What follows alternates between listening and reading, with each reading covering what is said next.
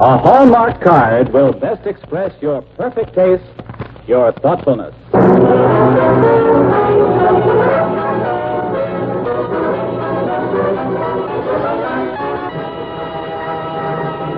The makers of Hallmark greeting cards bring you a true and heartwarming story about warm-hearted people.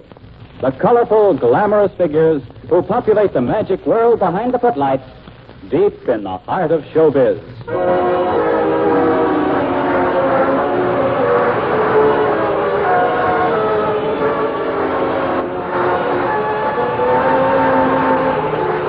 Folks, think of the youngsters you're especially fond of. Would you like to make them really happy?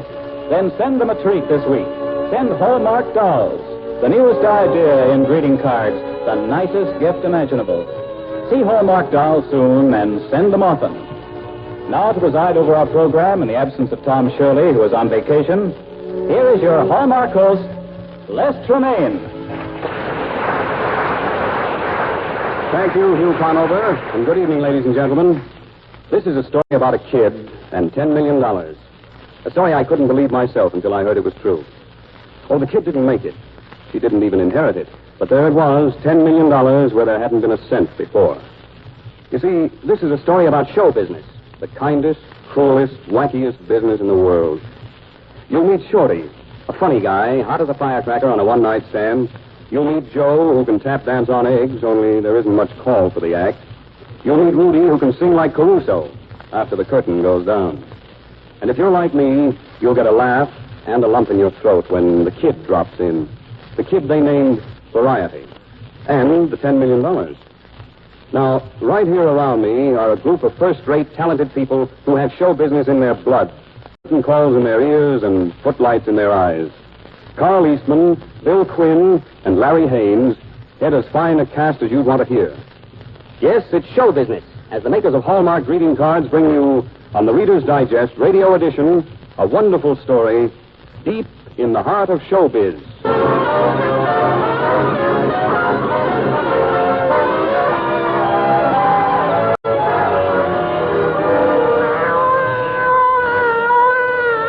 That baby is crying in the nursery of the Sheridan Theater, where mothers leave their children while they go to see the show. But the show is over long ago. Nobody, not even the attendants, had noticed this baby sleeping snug in a basket wedged between the divan and the wall, and the baby herself had said nothing about her position until everybody had gone home, and it was too late. But now she's saying plenty.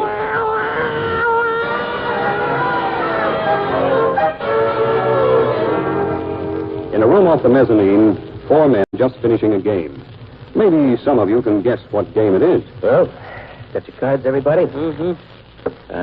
I'll bet 5. Uh-oh, I'm out. I'm out. 5, huh? Okay, I'll raise you 2. I'll see you. How's 3 ladies?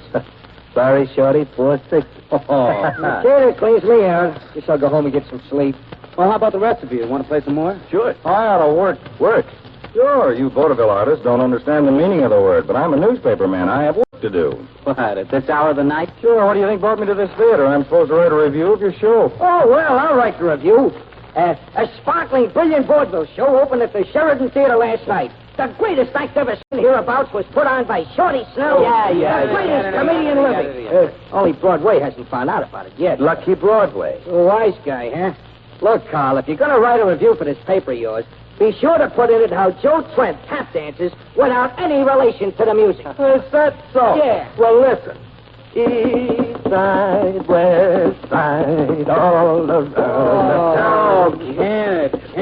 Cut it out. Very painful to a man of my artistic sensibilities. Well, listen to who has artistic sensibilities. Rudy Falcone, the guy who has yet to hit the right note. Okay, I leave it to the critic here. Now, listen. The girl of my dreams is the sweetest girl of all the girls I know.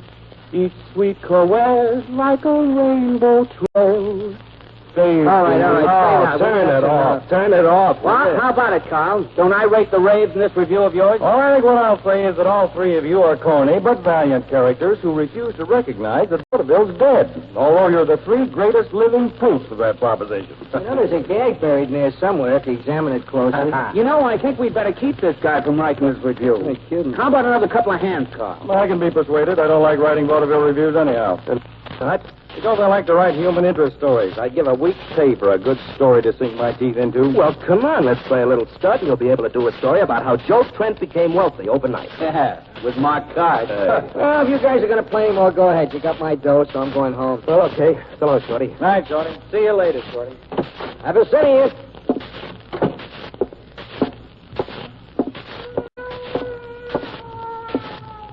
Holy smoke, what's that?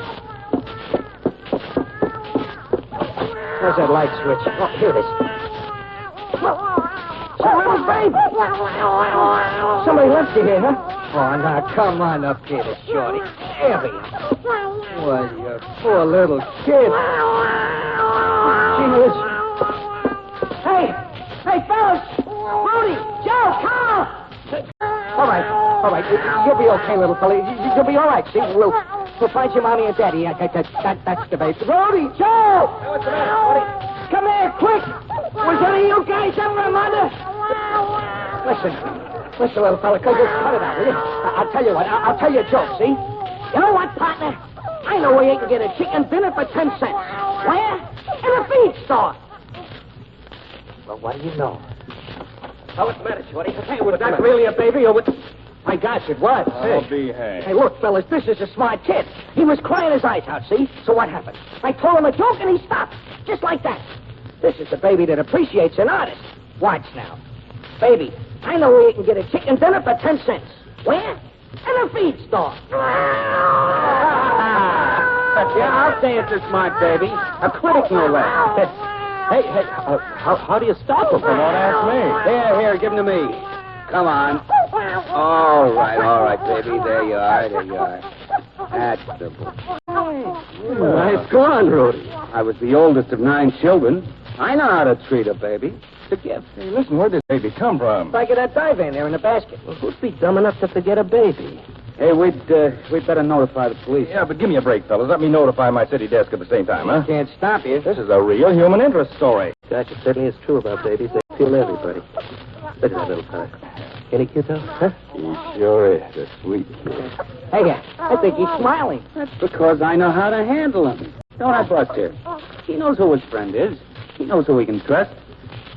Rock-a-bye, baby, on the treetop. Did it ever occur to you guys that baby isn't hungry for vaudeville routines, that maybe a little milk's what he wants? You're right. I'll go get it. Yeah, I'll go with you. We'll have to buy bottles and nipples and Well, stuff. hurry up. We better put the baby back in the basket for a while. Here, I'll get it. Hey, wait a minute. Wait, here's a note. What? Into the basket. The note. Well, what does it say? This child's name is Catherine. It's a girl. Go ahead. This child's name is Catherine. I cannot afford to keep her. I have 6 others. I am leaving her in this theater because of what I have heard of the charity of show people. With a prayer that you will care for her, a heartbroken mother. Poor kid. Gosh. Oh, well, go ahead. Go and get the milk, can't you? The baby needs some milk. Go ahead. No, wait a minute. Let's kick in, fellas. Begin. Well, the note says something about the charity of show people, doesn't it? The baby will have to be cared for, won't it? Here. Here's what I want tonight. Wait a minute. Let me put the baby down. There you are, little fella. Even if you're not a fella, after all.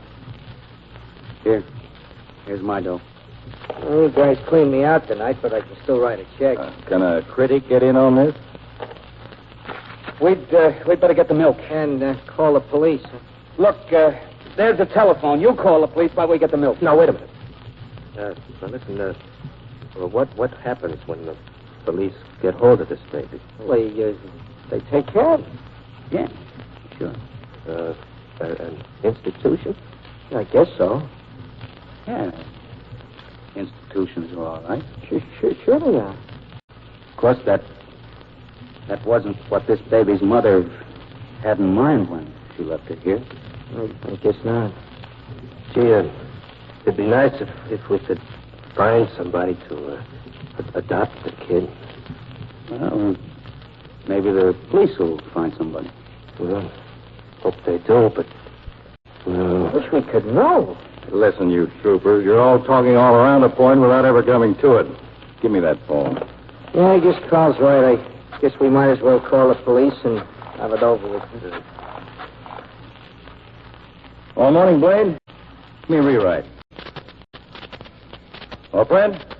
Hey, Fred, I think I got a story for you. A honey of a story, but hang on a second, will you? Okay, you guys, I'm talking to my paper. What I say goes into the paper unless you correct me on the spot. Got it? So what is this? You guys correct me if I talk out of turn. Oh, Fred. All right, now listen, Fred. A destitute mother has abandoned her infant daughter in the nursery of the Sheridan Theater. Got that? The baby has been adopted by 3 vaudeville actors. Huh? Now, wait a second, Fred. Well, you guys, any corrections? Hello, Fred. Okay, that's right as I gave it to you. Now, the names of the 3 men are Joe Trent, tap dancer, Shorty Snell, comedian, and Rudy Parker. Now, Rudy, what are you waiting for? Run out and get our baby some milk.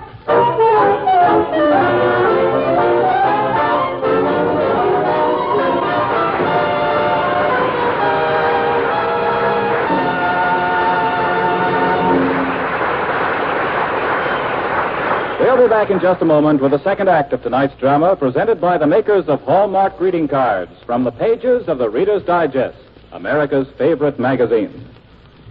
But now let's see what Grandpa and Peg are doing tonight. Grandpa, I'm ahead of everybody in the whole block. Yeah? What you mean, Peg? 5, 6 Hallmark dolls now. But everybody will catch up with me If what? if I don't get Boy Blue. You don't suppose... Suppose maybe I brought your 7th Hallmark doll tonight? Well, see what's in my pocket. Oh, it is Boy Blue. There's another story inside. Read it, Grandpa. All right, Peg. This is the story of little Boy Blue who lived on a farm far away. And his special job was to watch all the sheep and watch all the cows through the day. And little Boy Blue was a good little boy. But one thing he hated to do was to go to bed early, like little boys should, who have to get up early, too. And then one day, while watching the cows and the sheep, he fell fast asleep in the hay. And then before long, so the storybooks say, the cows and sheep wandered away. His father soon realized something was wrong when first he saw cows in the corn, then sheep in the meadow. So loudly he called, "Come, little Boy Blue, blow your horn." So little Boy Blue jumped right up from the hay and blew just as hard as he could. And luckily then all the cows and the sheep came back, like he hoped that they would.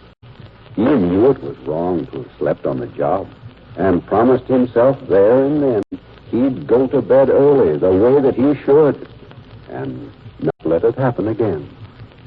Folks, you'll hear it again and again these days. Children asking for more Hallmark dolls to add to their collection. Yes, children love them. Grown-ups like to give them. For these 8 delightful characters are childhood favorites from the land of make-believe. Gay and colorful, their hats are topped with real plumes. All look as pretty from the back as the front.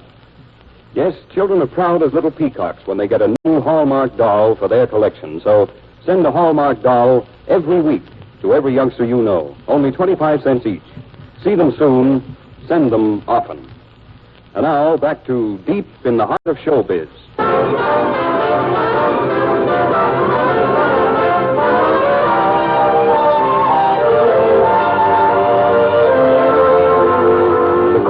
Allowed Shorty and Joe and Rudy to be little Catherine's guardians.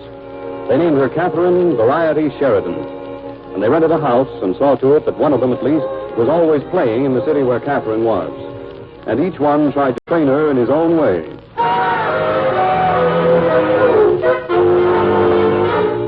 All right, Catherine. Now I say to you, I know where I can get a chicken dinner for 10 cents, and you say where, and I say in a feed store.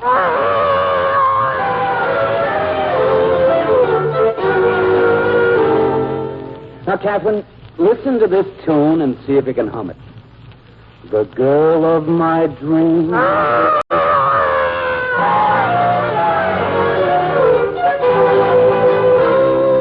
See, baby, it's easy. And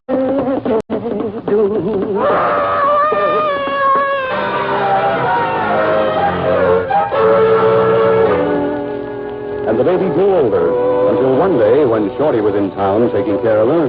Go, Papa. Go, Baby. Yeah, you're a nice baby. Yeah? Mama. What did you say? Oh. Operator, give me Western Union, quick. Hello, Western Union. I want to send 2 telegrams. To Joe Treg, State Theater, Dallas, Texas. Rudy Falcone, Club 90, Chicago. Yeah. The message? Great news. Catherine just called me Mama.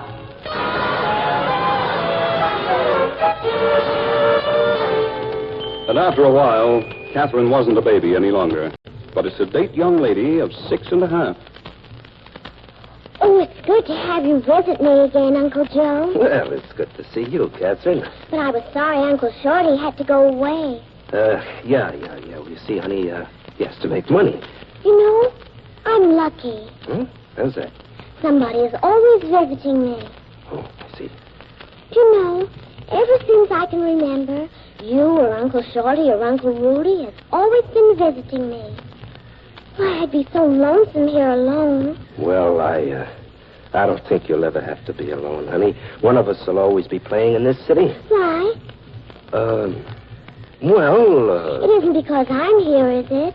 I wouldn't want to hold you down that way. Oh, no, not at all, honey, no. No, this is your house, and you live in it and run it, and we just come to visit you, see?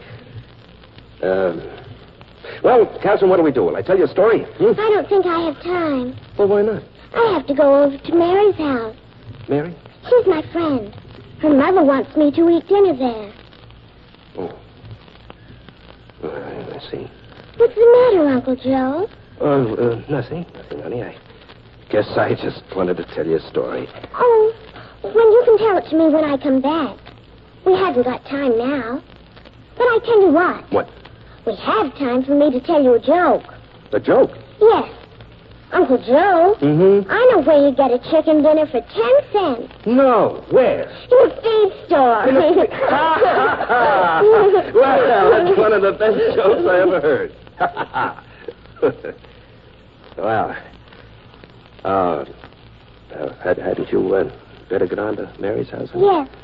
Mary's mother will be waiting. Uncle Joe. Mm-hmm. Why haven't I got a mother? Well, I don't know, Catherine. Some children have mothers, some children don't. The lucky ones do. Yeah, you may be right. I'd rather have a mother than anything else. Poor kid. It seems everybody I know has a mother except me. Well, honey, it doesn't matter, see? It doesn't matter as long as you have somebody to love you. I suppose not. Still, it would be wonderful to have a mother to love you. That's a different kind of love. Mary says so, and I believe her. It means that much to you, Catherine? It means an awful lot. Don't you agree, Uncle Joe? Yeah, I'm afraid I do, honey. Well, I'll go now. You'll find your dinner in the kitchen. Yep. What? Yes. I fried some eggs and made some toast and coffee for you this morning, so it would be ready for you tonight. Well, thank you, Catherine. You're welcome. You'll find it all in the icebox. Goodbye. Goodbye, honey.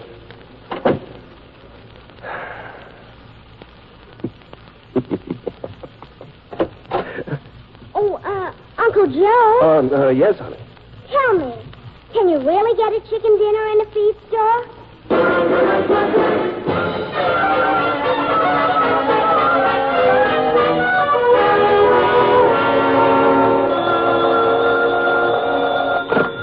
Hello. Oh, hello, Joe. Yeah, I was waiting for your call. Well, it's all set? Yep. I just talked to Shorty on the phone. We're both scheduled into Pittsburgh for the week of the 16th. How about you? Swell. Swell. We'll all be there for Catherine's 7th birthday party.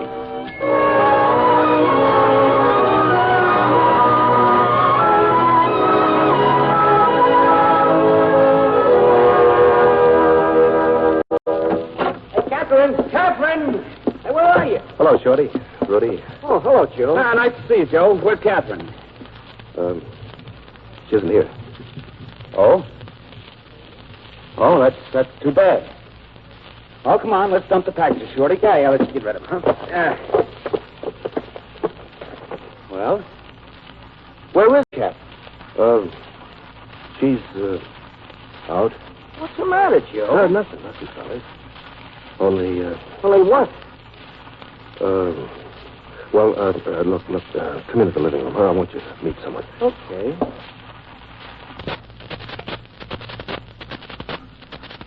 Hey, what is this? Boys, this is Mrs. Kent. How do you do? How do you do? Pleased to meet you. Sit down, fella. Sit down. Okay. Have you told him, Joe?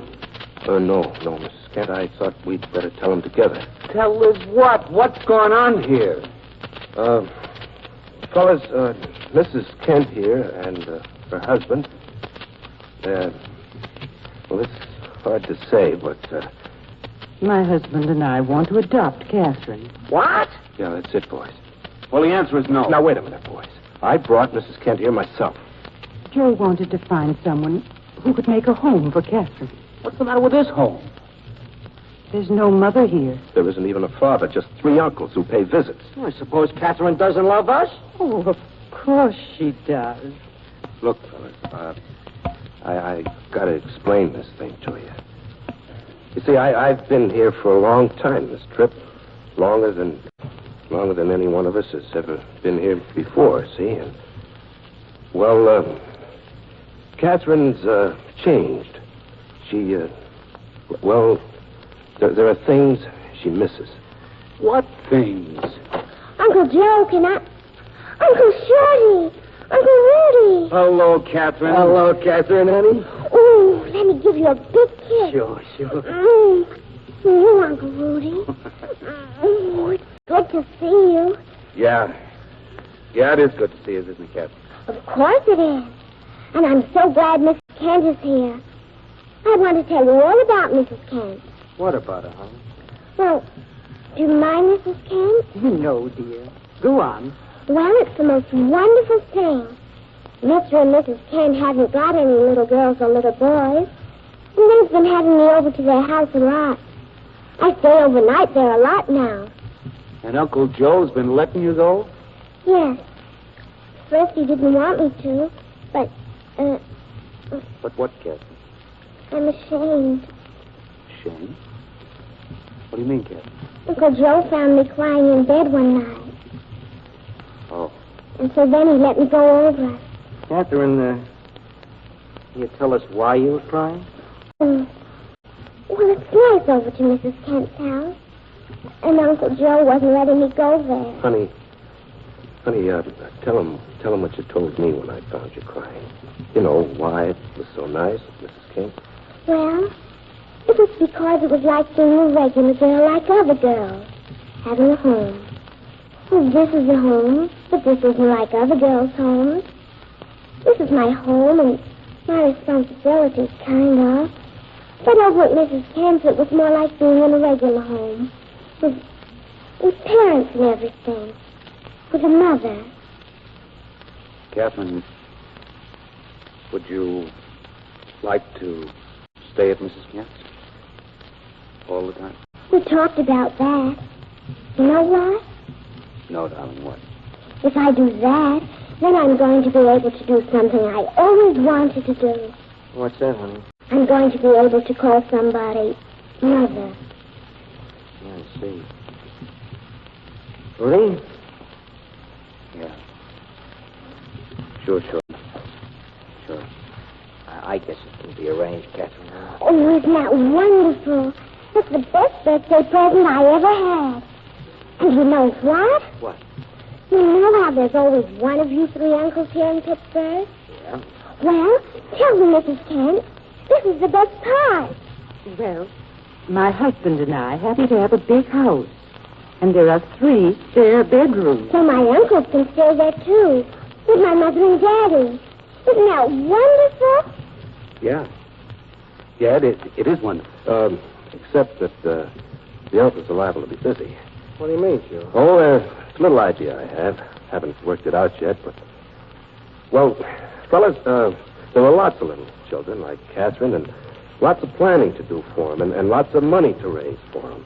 And I think, Shorty, that you and Rudy and I can form a club and, well, some kind of an organization to take care of that, see? Hey, that's swell. I'm all for it. Look, we'll make plans tonight as soon as the party's over. What party?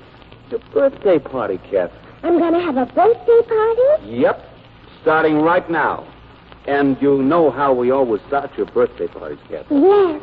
Oh, Mrs. Kent, wait till you hear it. He always sings to me on my birthday. Go ahead, Uncle Rudy. The girl of my dreams is the sweetest girl of all the girls I know.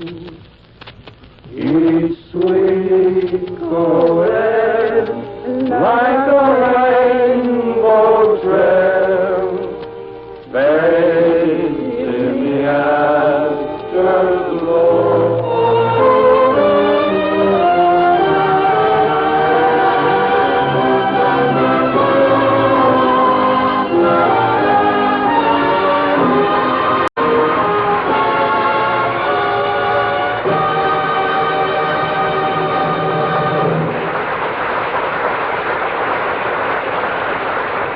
Well, that was the beginning.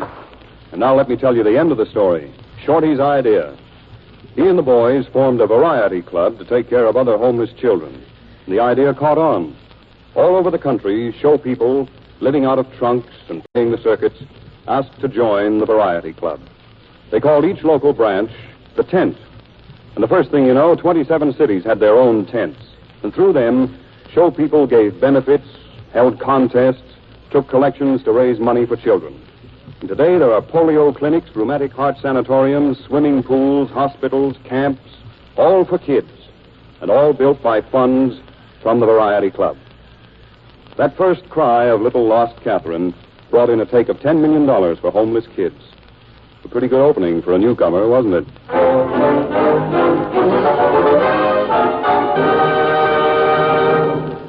Hallmark dolls are the newest messengers of fun and cheer.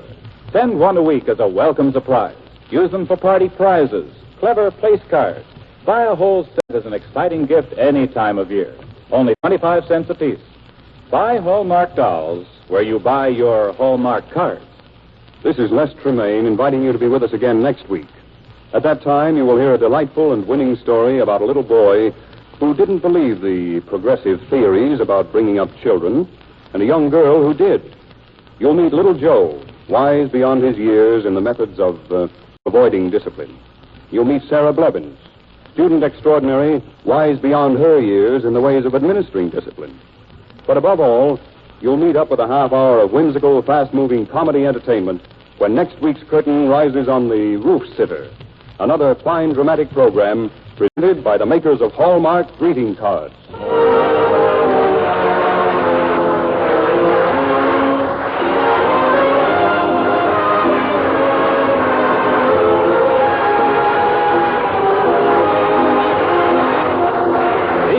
Showbiz was dramatized by Robert Senadella from the article by Herman Deutsch and Paul Short as it appeared in the Reader's Digest, America's favorite magazine.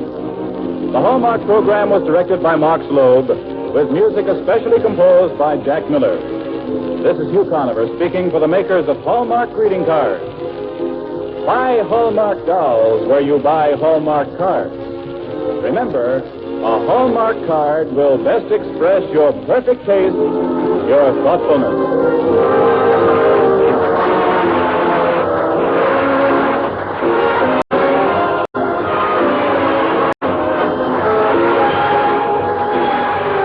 Stay tuned for Herbert Marshall in The Man Called X, which follows immediately over most of these same stations.